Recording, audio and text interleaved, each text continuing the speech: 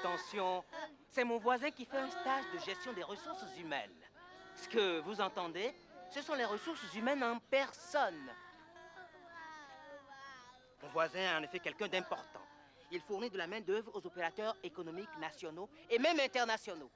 C'est d'ailleurs le sujet de cette émission. Nous allons dénoncer une situation intolérable, une réalité insoutenable, un fait scandaleux, le travail des enfants. C'est une honte en effet. Alors qu'il y a tant de chômeurs dans nos pays, qui est-ce qui travaille? Qui est-ce qui occupe les emplois? Ce sont les enfants. Au lieu d'aller à l'école, que font-ils ces vauriens? Ils travaillent. Un scandale, je vous dis, un scandale. Au cours de cette émission, nous irons en République du Bénin, où la tradition veut que les familles pauvres confient certains de leurs enfants à d'autres familles très généreuses qui acceptent de leur fournir un emploi. Malheureusement, les enfants en question ne se rendent pas compte de la chance qu'ils ont et leurs tuteurs sont obligés de leur enseigner les principes de la gestion des ressources humaines. Dans la seconde partie de l'émission, nous suivrons une jeune fille courageuse qui a décidé tout à fait volontairement de renoncer à l'emploi qu'elle occupait. Puis, nous retournerons au Bénin où l'exportation des enfants vers le Gabon, le Nigeria et la Côte d'Ivoire est l'un des points forts du commerce extérieur. Mais tout de suite, le point sur la question des enfants placés. Le principe est simple. Vous avez trop d'enfants, vous vous dites « Oh, quel gâchis que ces gosses ne servent à rien !» Alors, vous les confiez à des gens accueillants, à qui ça ne fait pas du tout peur d'avoir cette charge sur les bras. On appelle ça le placement des enfants. Et si on dit placement, c'est que ça rapporte. Avant, le placement des enfants était une forme d'entraide entre les membres d'une même famille. À partir des années 80 jusqu'à maintenant, nous avons connu une autre forme de ce placement, une forme un peu perverse. Dans le zoo, l'enfant est vendu contre une rémunération. C'est une dégradation de nos valeurs, une perversion et liée à l'économie marchande, c'est ça. Vous avez un enfant placé à la maison? Pour le moment, non. Est-ce que vous pensez avoir un enfant? Oui, là je suis dans le besoin même. Vous avez un enfant qui vous aide à la maison? Oui. Vous avez un enfant qui vous aide à la maison? Oui. Moi-même, j'ai été placée chez quelqu'un. Mais si on se conduit bien, on n'a pas de problème. On est bien traité. C'est seulement si tu te conduis mal que la personne peut faire tout ce qu'elle veut avec toi. C'est une petite qui a été placée auprès d'une tierce personne, une dame, ici à Cotonou. Et c'est pour des problèmes de maltraitance très poussés qu'elle est parvenue à notre service ici. Et vous allez constater même vous-même dans son dos, un peu partout, qu'il y a des séquelles.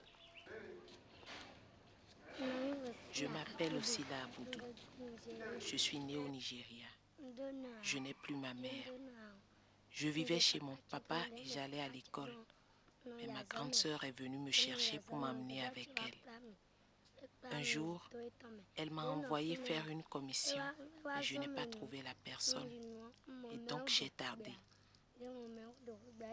Quand je suis revenue, ma soeur m'a attaché les deux mains et elle a commencé à me taper avec un pas armatoire.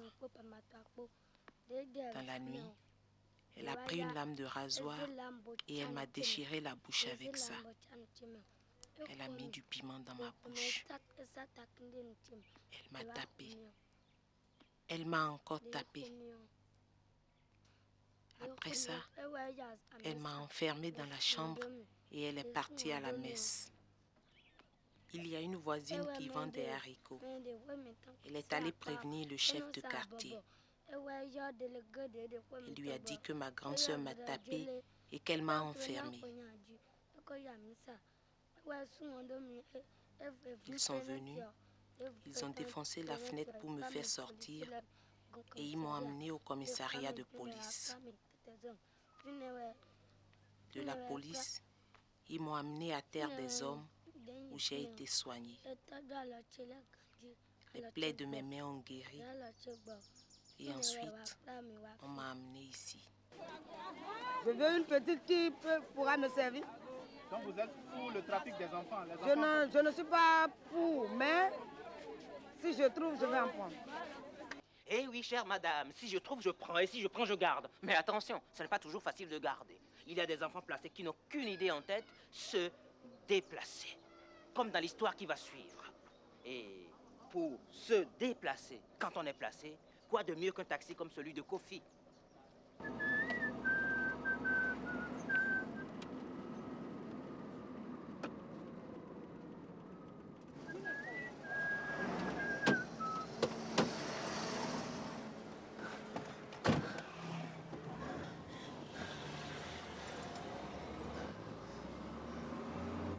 Mademoiselle, vous désirez vous aller? Vas-y, roule seulement, roule vite.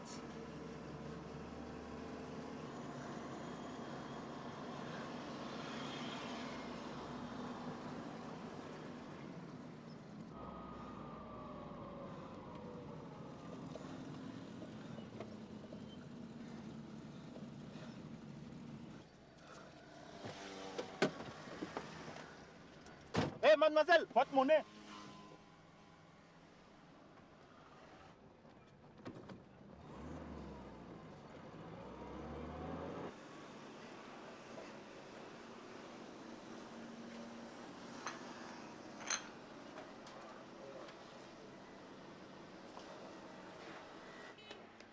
C'était vous, ce taxi?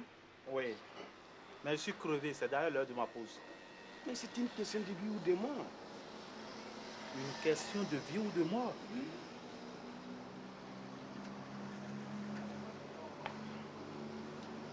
Et il faut que ça tombe toujours sur vous. Mademoiselle, ça fait combien? Ça fait 450. 450. Tiens, garde la monnaie. Merci.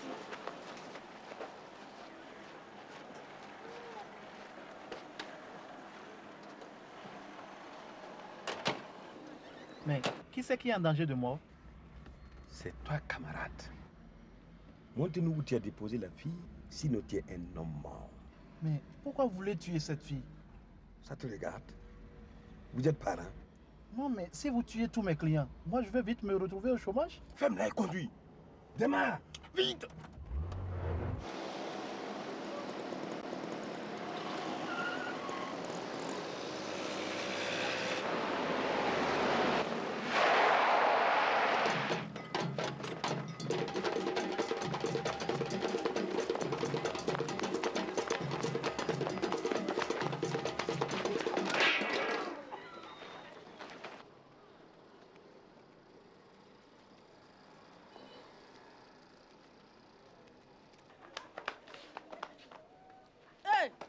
Vous êtes après le jeune homme? Oui.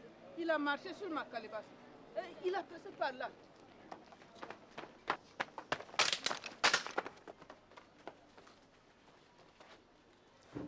Voyez-moi ça. Ils me disent même pas merci. Tu aurais pu choisir l'autre barrique. Elle est vide. Mais maman, vous auriez pu me l'aider plus tôt. J'ai bien failli me noyer. On dirait que Kofi a des ennuis. Il faut que j'aille le retrouver.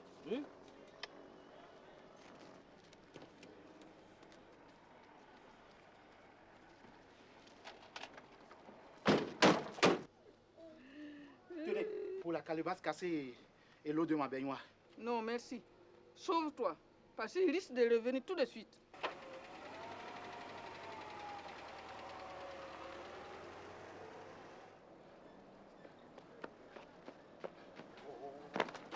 Les salauds, ils ont volé mon véhicule. Et on vous a retiré votre véhicule. C'est ça même, chef.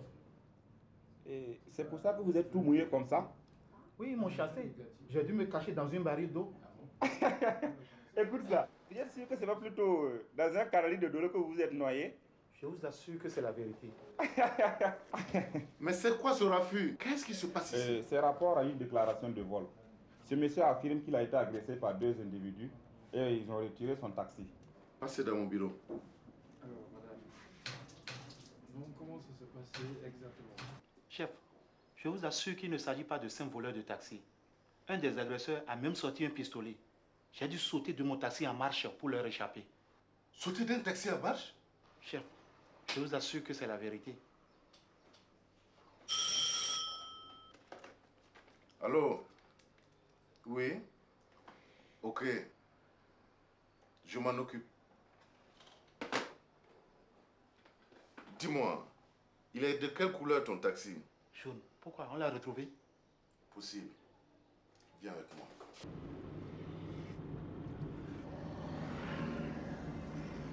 C'est là que j'ai vu mon taxi pour la dernière fois.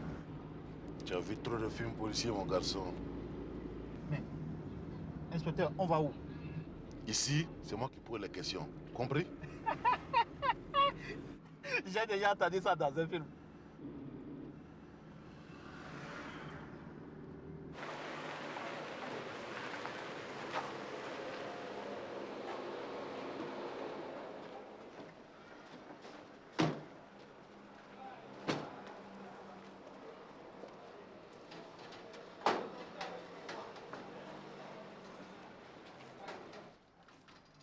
Voilà, monsieur l'inspecteur, ce sont ces deux-là.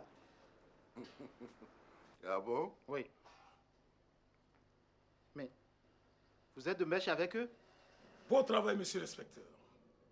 Cet emmerdeur allait me causer beaucoup de soucis. Je suis là pour ça. Ne vous inquiétez pas. S'il n'est pas sage à présent, je saurai le calmer. Doucement, monsieur l'inspecteur. Vous le, attachez-le.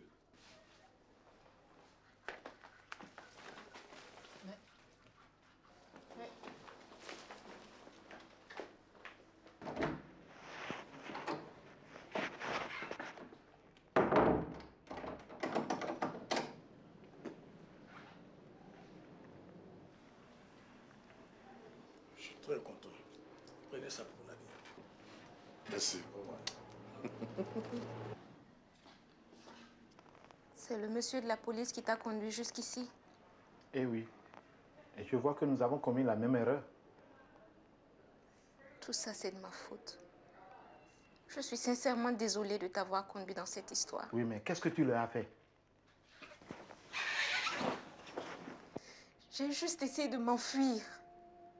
Ces salauds sont arrivés le mois dernier dans mon village. Et ils se sont présentés comme les représentants d'une nouvelle société de textile.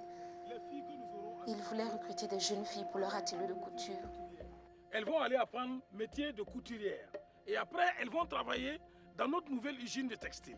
Textile là, c'est quoi? Textile là, ça veut dire que usine où on fabrique les pailles. Faut pas nous oublier, faut nous envoyer des jolies pailles. D'accord. Continue. Bon, allez, on n'a qu'à aller.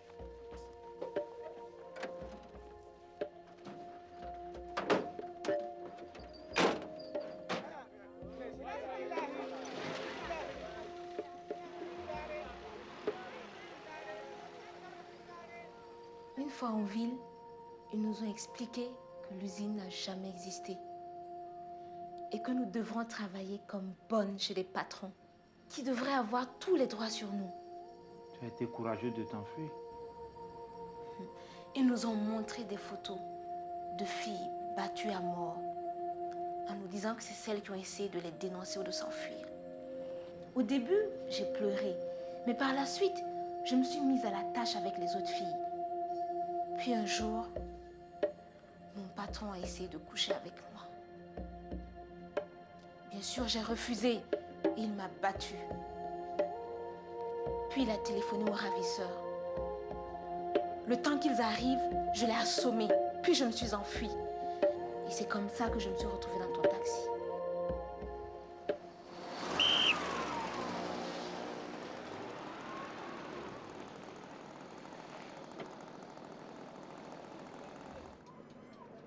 Mais comment se fait-il que vous n'avez pas de chauffeur, vous? Mais il me semble que quelque chose vous manque aussi. Moi? Bien sûr.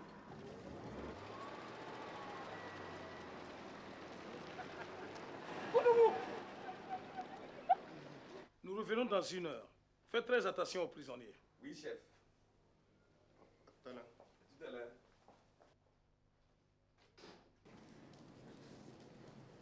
Et écoute, et si on se mettait dos à dos, on pourra peut-être détacher ces liens-là. Essayons voir.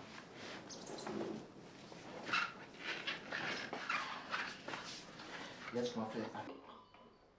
Maurice, réveille-toi. C'est l'heure de ta piqûre. Oh, c'est fini. Ça ne t'a pas fait mal, hein, Maurice? Un petit peu. Franchement, quelle histoire font les gens à propos des piqûres? Mais qu'est-ce que c'est? Un arbre. C'est juste un arbre. Un peu à gauche. Bien. Tout droit. Aussitôt que nous arrivons à l'hôpital, je vais dire au docteur Matthews que je m'en vais. Salut les amis, c'est moi, Digimon. Regardez les jolis dessins que vous avez faits. On en a reçu beaucoup et on va en montrer tous les jours sur Digi. Ici sur Digi.tv. Silence là-dedans! Ouais, moi je suis super contente. Merci et rendez-vous bien. Ouvrez s'il vous plaît. D'autres dessins. Qu'est-ce qui vous arrive? Ouvrez, je vous en supplie.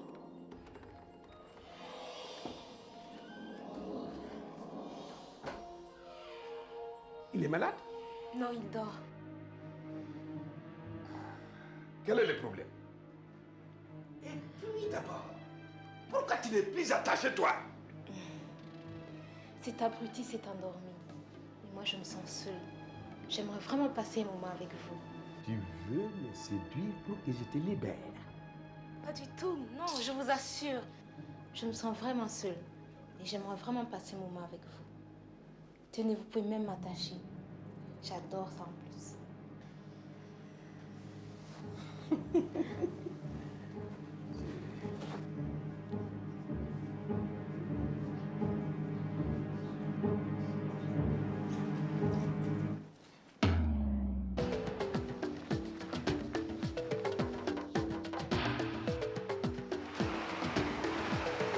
Papa! Papa! Je te le présente, Baba Oulou, le plus grand féticheur de toute la région. Elle, c'est la cause de tous mes ennuis. J'ignore son nom. Oh, elle s'appelle Awa.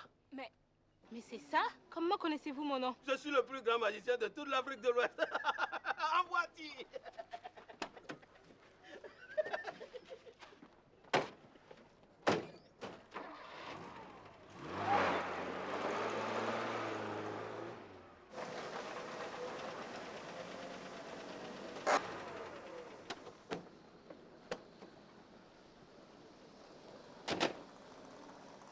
C'est ici que loge ma cousine. Elle a été enlevée en même temps que moi.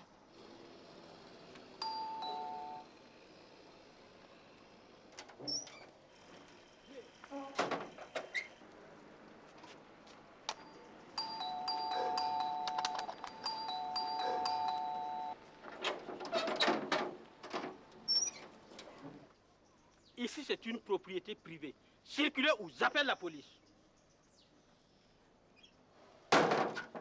Papa, dans les films, on met le pied comme ça pour l'empêcher de fermer le portail. Au pays des magiciens, nous on fait comme ça.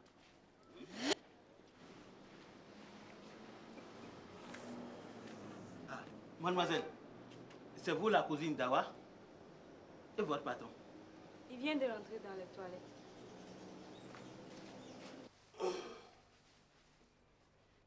Tu peux prendre ton temps. Je peux encore attendre. Ah, ma fille, allons.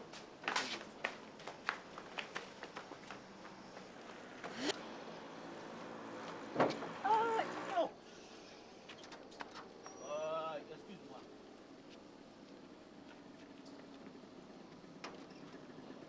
J'étais distrait, hein?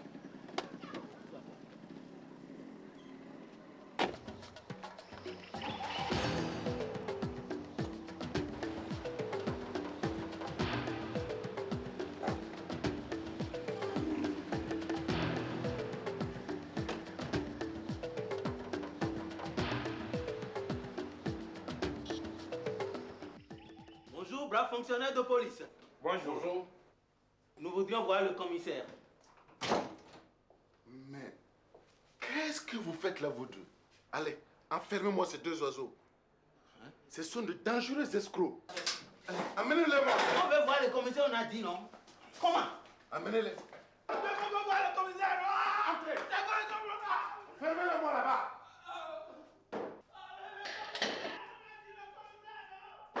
Le silence là-dedans. J'ai dit silence.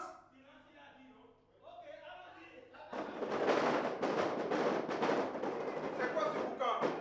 Inspecteur, c'est quoi ce boucan? Amenez-les-moi.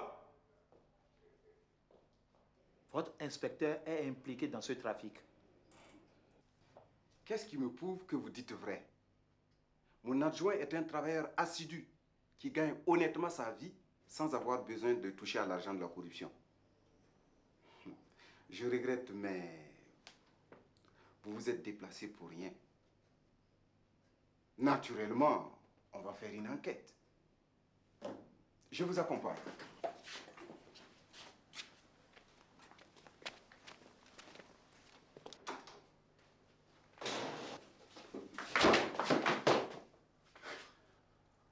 Que personne ne bouge. Je n'hésiterai pas à tirer. Inspecteur, vous êtes devenu fou. C'est vous qui êtes fou. Vous croyez que je vais passer tout mon temps derrière ce bureau minable à m'occuper de vos dossiers minables? J'ai de l'ambition, moi.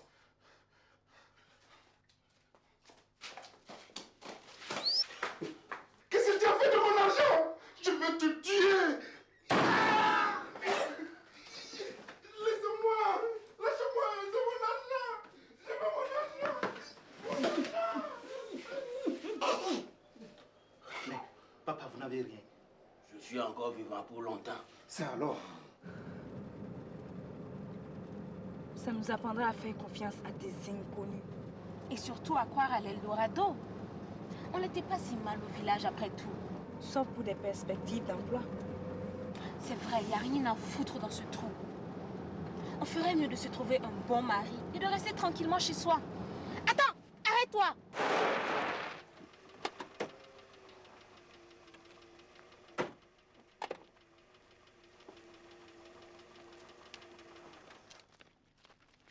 Mais qu'est-ce que vous faites?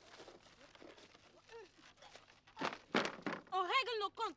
Ce piège à filles n'attrapera plus personne dans cette région. Vous les femmes, vous allez nous tuer?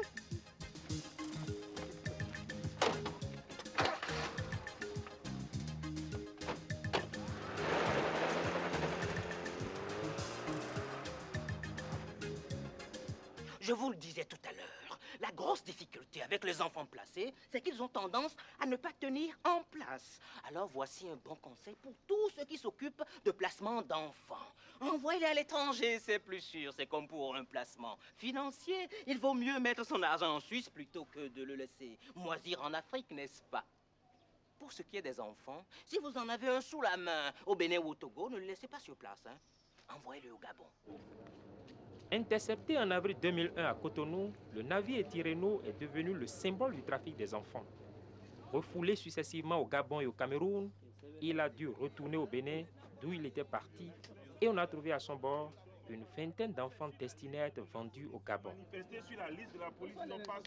En ce qui concerne le trafic des enfants, le Bénin combat ce trafic.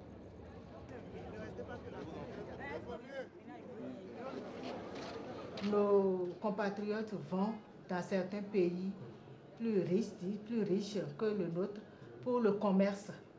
Et ils ont besoin de main-d'œuvre à bon marché. C'est ça qui fait que, bon, ils amènent ces enfants là-bas. Ce n'est pas pour les mettre à l'école, mais c'est pour exploiter leur force de travail. Ils sont vraiment victimes du trafic. Ce sont les parents qui les livrent. Les enfants ne connaissent même pas les destinations. Les filles vont souvent au Gabon et les garçons vont en Côte d'Ivoire dans les plantations. Ces enfants ont été interceptés alors qu'on les amenait en Côte d'Ivoire. Le trafiquant ne comprend même pas ce qu'on lui reproche. J'ai dit aux parents, si vous êtes d'accord, j'irai faire un essai avec les enfants pendant 1 mois et puis je reviendrai pour qu'on discute. Pour le moment, je ne connais pas leur force de travail. Et puis les parents m'ont dit que les enfants ne sont pas à vendre. Donc ils ne peuvent pas me dire tout de suite combien je vais leur payer chaque mois. C'est notre tante qui est venue voir papa et maman. Mais parle plus fort. Alors, elle a dit aux parents qu'on va nous emmener pendant 3 ans et qu'après, on reviendrait avec de l'argent et des vêtements. Les enfants en partance qu'on intercepte à une frontière veulent retourner parce qu'on leur a déjà fait miroiter beaucoup de choses qu'elles n'ont pas au village. Tu vas manger 3 fois par jour, on va te coudre beaucoup d'habits, tu vas faire ça, tu vas faire ça. L'enfant n'a pas encore vu, mais l'enfant s'imagine. Ils disent, nous on veut aller travailler en Côte d'Ivoire pour gagner de l'argent.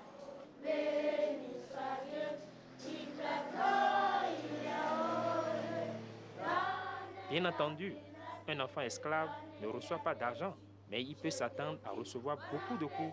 Un enfant trafiqué qui est revenu au pays par l'intermédiaire de l'Interpol ou par l'intermédiaire d'une tierce personne qui a remarqué que cet enfant était maltraité. Souvent, c'est un enfant traumatisé parce qu'ayant subi des maltraitances là-bas. Et ça fait que ces genres d'enfants peuvent durer 3 mois, voire 1 an chez nous. Le réseau de migrants reconvertis en trafiquants là, on n'est pas arrivé à ce jour à démanteler. Les parents même sont complices. Et c'est là où il y a toute la complexité.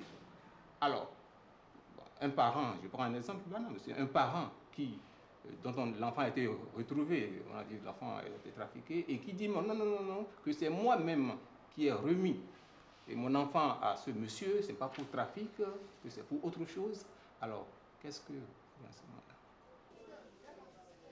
Dans l'ancien temps, malgré cette pauvreté, les enfants ne partaient pas. Je n'ai jamais vu un parent d'enfant réprimé. Il faut réprimer.